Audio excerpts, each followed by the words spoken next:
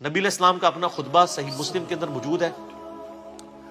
جابر بن عبداللہ کہتے ہیں، اور یہ حدیث امام باقر علیہ السلام نے روایت کی ہے جابر بن عبداللہ سے، اور امام باقر سے بیان کی ہے امام جعفر صادق نے. 2005 نمبر ہے صحیح مسلم میں کہ نبی علیہ السلام جب بھی خطبے کے لیے کھڑے ہوتے تو آپ صلی اللہ علیہ وآلہ وسلم فرماتے کہ میں اور قیامت اس طرح ساتھ بھیجے گئے جیسے یہ دو انگلیاں درمیان والی اور شہادت کی انگلی جوڑ کے، کیونکہ آپ علیہ السلام کے بعد تو اب صرف قیامت ہی آنی ہے. پھر آپ علیہ السلام یہ بھی پڑھتے اما بعد فإن خیر الحدیث کتاب اللہ، آگاہ ہو جاؤ اس کے بعد کہ سب سے بہترین کلام اللہ کی کتاب ہے، وہ خیر الہدی ہدی محمد صلی اللہ علیہ وآلہ وسلم، اور ہدایت یافتہ راستہ محمد صلی اللہ علیہ وآلہ وسلم کا ہے، وشر الامور محدثاتها، اور بدترین کام وہ ہیں جو دین میں نئے داخل کیے جائیں، وکل محدثۃ بدعہ وکل بدعۃ ضلالہ وکل ضلالۃ فی النار. سورۃ النساء میں پوری ڈیٹیل ہے کہ تمام بدعتیں گمراہیاں ہیں، گمراہیاں تمام کی تمام دوزخ میں لے جانے والی ہیں. اور اس کے علاوہ بھی صحیح مسلم میں ہے نا، وہ نحمدہ ونستعینہ ونستغفرہ ان الحمد للہ نحمدہ ونستعینہ ونستغفرہ ونعوذ باللہ من شرور انفسنا ومن سیئات اعمالنا من يهده الله فلا مضل له ومن يضلل فلا هادي له واشهد ان لا اله الا الله وحده لا شريك له واشهد ان محمدا عبده ورسوله. بلکہ صحیح مسلم میں حدیث ہے جس خطبے میں شہادت نہ پڑھی جائے وہ ناقص ہے. شہادت یہ والی اشهد ان لا اله الا الله وحدہ لا شریک لہ واشہد ان محمدا عبدہ ورسولہ. تو اس کے علاوہ آپ صلی اللہ علیہ وآلہ وسلم سورہ نساء کی پہلی آیت تلاوت کیا کرتے تھے، یا ایھا الناس اتقوا ربکم الذی خلقکم من نفس واحدہ.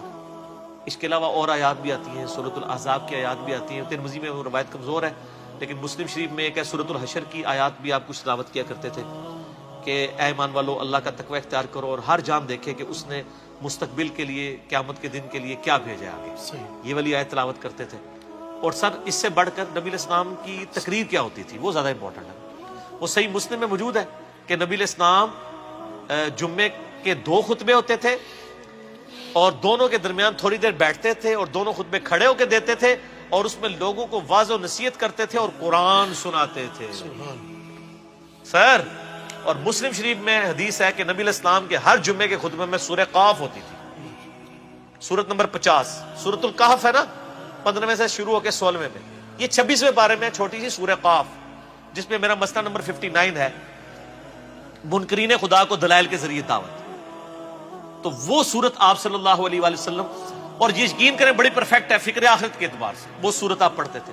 پھر صحیح مسلم میں حدیث ہے کہ انسان کے فقیہ ہونے کی نشانی یہ ہے کہ اس کی نماز جمعے کی لمبی ہو اور خطبہ مختصر ہو.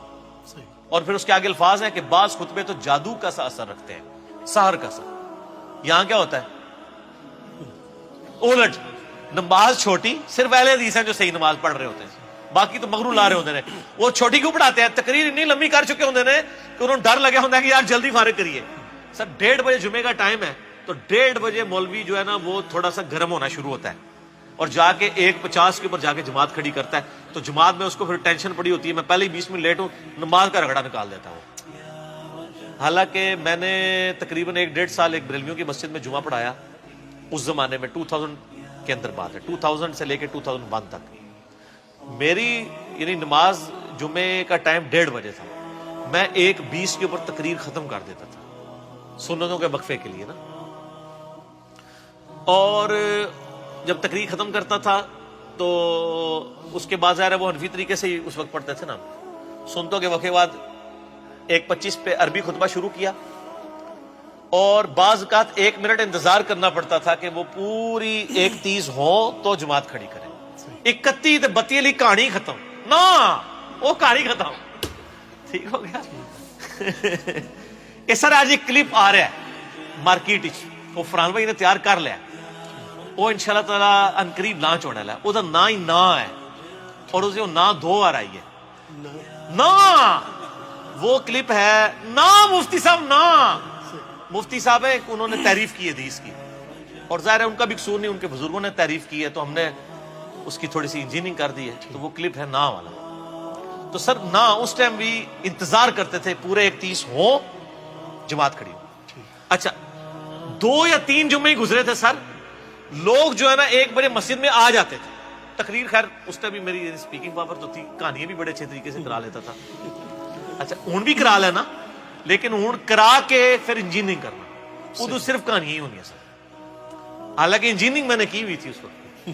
ٹھیک ہے. جزاک تو یہ مطلب انسان کو اس معاملے میں احتیاط کرنی چاہیے. یعنی علماء جو ہے وہ خام خواہ گھسیٹتے رہتے ہیں. تو قرآن پڑھ کے سنائے, ایک طرف سے قرآن شروع کریں. ان لوگوں نے تو 12 تقریریں کتاب مارکیٹ سے خریدی ہوئی ہے, ہر 12 جمعے کے بعد وہ ریپیٹ ہو جاتی ہے. ٹھیک ہے. اس کی بجائے کیا کریں, قرآن ترجمے والا لے لیں اپنے فرقے کا. بریلوی ہیں تو احمد بریلوی صاحب کا لے لیں, دیوبندی ہیں تو اشرف تھانوی صاحب کا لے لیں, اہل حدیث ہیں جونا گڑھی صاحب کا لے لیں, اہل تشیع ہیں تو سید فرمان علی شاہ صاحب کا لے لیں. سر 2-3 صفحے ہی پڑھ کے بتا دینا قرآن کے, تو ان کو وہ بیچارے پریشان ہوئے ہوتے ہیں, بیچارے نئے نئے خطیب نا جی, وہ پھر جمعہ آ گیا ان کے لیے تقریر کریے. وہ لوگ بھی سن کے آپ کو کوئی نواں موضوع کرنا ہے. آپ تو لوگ ایجوکیٹ ہو چکے ہیں اور یوٹیوب کی وجہ سے, اور لوگوں کو یہ شعر بھی پتا ہے کہ نام ہے وابی, نام ہے بابی, میں ہوں مسلم علمی کتابی. کئی لوگ تو اب کہتے ہیں سر جمعہ پڑھنے کا مزہ ہی نہیں آتا, ہر چیز ہی کہانی لگتی ہے. وہ ہے ہی وہ پہلے بھی کہانی سی, لیکن چونکہ تو وہ پتہ نہیں سی کہ کہانی ہے. ٹھیک ہے. تو وہ بڑی مشکل سے لوگ سنتے ہیں. تو اب طریقہ یہ ہے کہ سر آپ کہانی کے بجائے ان کو کہ سر قرآن ترجمے سے شروع کر لیں. یار قرآن پاک اتنی موٹی کتاب ہے کہ یہ ان کو کئی سال چاہیے ختم کرنے کے لیے. آلموسٹ جو عام یہ نارمل قرآن ہے, آپ یہ دیکھیں, یہ آلموسٹ 600 صفحوں کے. تو اگر یہ ہر جمعے کے خطبے میں صرف 2 صفحے بھی پڑھیں, ٹھیک ہے, تو سال میں کتنے جمعے آئیں گے, 52. تو تب بھی 1/3 قرآن بھی نہیں ختم ہوگا. ٹھیک ہے. کتنا ہوگا, 100. 6 سال بعد سر خطبہ ریپیٹ ہوئے گا. دیکھ لو, کیونکہ 1 سال میں 100 صفحے پورے ہوئے تو 6 سال کے اندر 600 صفحے پورے ہوں گے. اور اگر اس کو صحیح طریقے سے بیان کیا جائے تو 1 صفحہ بھی نہیں سر مکمل ہوتا. آپ دیکھتے ہیں ہماری تفسیر ایک آیت کے اوپر میں نے بعض کا 6 گھنٹے کے لیکچرز ہیں. تو قرآن کو, اور نبی علیہ السلام کا خطبہ جمعہ قرآن تھا, اور وہاں یہ ایڈوانٹیج تھا کہ بیان کرنے والا بھی عربی تھا, سننے والے بھی عربی تھے, نہ ترجمے کی ضرورت تھی, نہ تفسیر اس طرح کرنے کی, ڈائریکٹ بات کی دل کے اوپر اتر گئی. اب ہمیں ذرا ترجمہ بھی کر کے بیان کرنا پڑتا ہے. تو نبی علیہ السلام کے جمعے کا خطبہ تذکیر ہوتی تھی, نصیحت, اور نصیحت کس کے ذریعے, قرآن کے ذریعے. اور مزے کی بات ہوں, جو سورہ قاف ہے نا, صحیح مسلم میں اوپر تلے 4 حدیثیں ہیں, وہ صحابیہ کہتی ہیں کہ نبی علیہ السلام چونکہ ہر جمعے میں پڑھتے تھے, مجھے زبانی یاد ہوگی سن کے سورہ قاف. اور سورہ قاف کی ہی آخری آیت ہے فذکر بالقرآن من یخاف وعید. اے نبی قرآن کے ذریعے نصیحت کیا کریں ان لوگوں کو جو اللہ کی دھمکی سے ڈرتے ہیں. تو نبی علیہ السلام پھر وہ نصیحت اسی صورت سے ہی کر دیتے تھے, فذکر بالقرآن من یخاف وعید. قرآن کے ذریعے, قرآن سے ہی نصیحت کرنی ہے, قرآن سے ہی آپ نے تذکیر کرنی ہے. لیکن یہ قرآن کیسے پیش کریں, قرآن تو آپ کو پتہ پڑھنے سے بندہ گمراہ ہو جاتا ہے نا. گورے ہدایت پا جاتے ہیں تے کالے جڑے نے گمراہ ہو جاتے ہیں. ٹھیک ہے. وہ ان لوگوں کے چونکہ اپنے عقائد قرآن کے خلاف تھے, اس لیے انہوں نے یہ ڈنڈورا پیٹا. تو نصیحت بھی قرآن سے. اور وہ بخاری مسلم کی جو حدیث میں نے بیان کی تھی انڈے کے حلال ہونے کے اوپر, اس میں بھی الفاظ پتہ کیا, سب سے پہلے جو آتا ہے اس کو اونٹ کی قربانی کا ثواب, اس کے بعد والے کو گائے کا, اس کے بعد والے کو بھیڑ کا, اس کے بعد والے کو مرغی کا, اس کے بعد والے کو انڈے کا. اس کے بعد آگے الفاظ ہیں, پھر فرشتے جو ہے رجسٹر بند کر دیتے ہیں. وَيَسْتَمِعُونَ الذِّكْرَ, اور پھر وہ کان لگا کے تذکیر, جو نصیحت کر رہا ہوتا ہے نا وائز, وہ سننا شروع کر دیتے ہیں. فرشتے بھی تقریریں سنتے ہیں. ویسے تو تھوڑیاں گاڑیاں سن کے تو فرشتے بھی ہنستے ہوڑے نے, بندے ہنس رہے ہیں.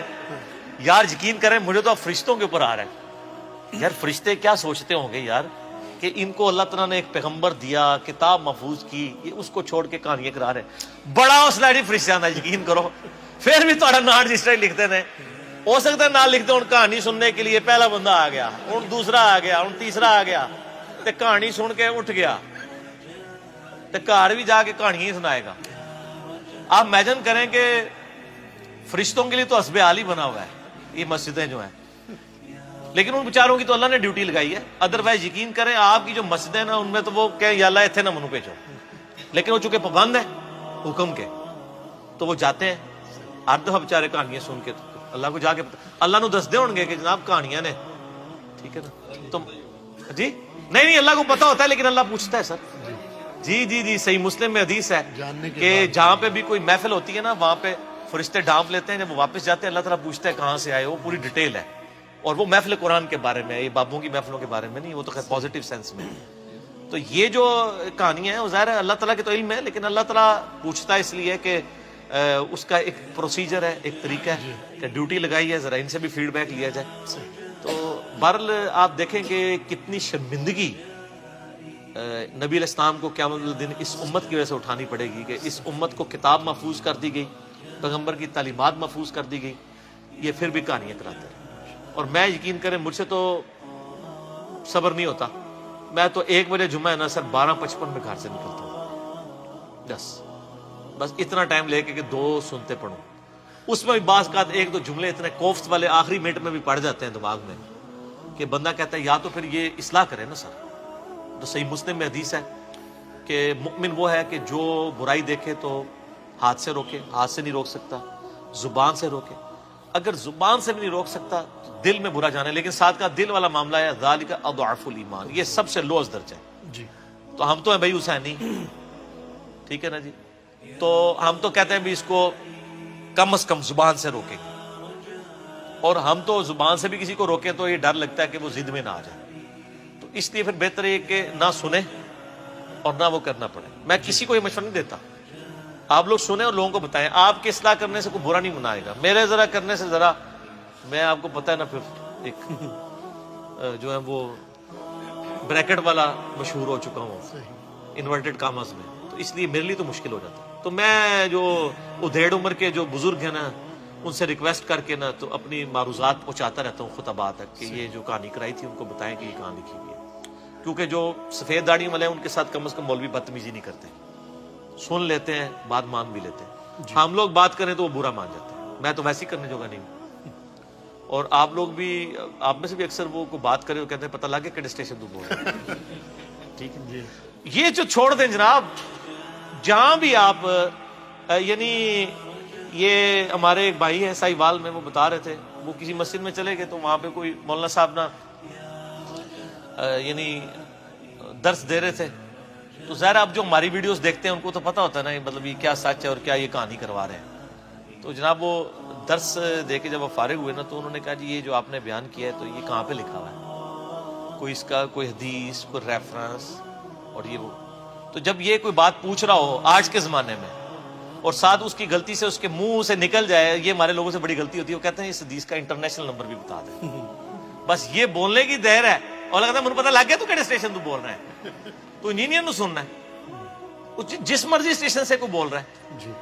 ہم تو آپ سے اللہ نبی کی بات پوچھ رہے ہیں. مجھے کوئی شخص آ کے کہتا ہے جی سورہ البقرہ کی آیت نمبر 279 میں لکھا ہوا ہے کہ جو ہے وہ سود کھانے والا اللہ اور اس کے رسول سے جنگ کرتا ہے, تو میں اس سے اس کی ڈگری مانگوں گا؟